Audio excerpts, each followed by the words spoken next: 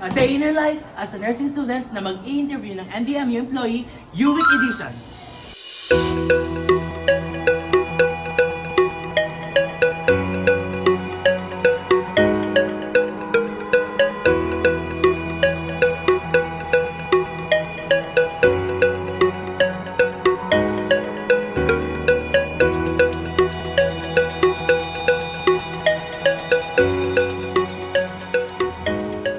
Hi! Ako nga po pala si Michael P. Reyes mula sa BSN 1A at sa subject na namin na RE or Religious Education. Ako ay magtatanong ng isang NDMU personnel kung ano ang kanilang motto in life at kung paano ito makakatulong sa kanilang pang-araw-araw na gawain sa paaralang ito. So, let's go!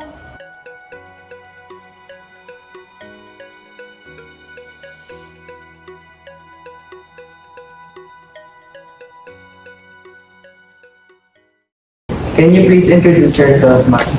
Okay, so I'm Eleanor Frida. So I am the secretary for the gender movement. So ang first question po namin, ma'am, is what is your motto in life? Motto and life. So when you are achieving something, even if you are afraid or still do it anyway.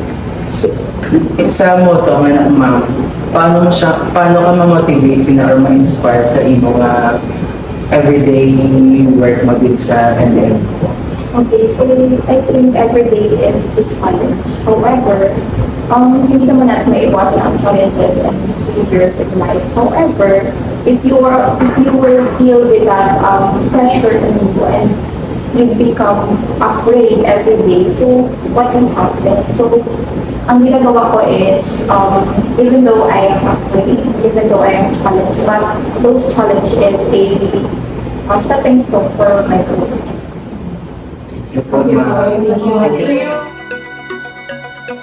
So, that's all. Thank you for listening and I hope you are motivated by this video. Goodbye!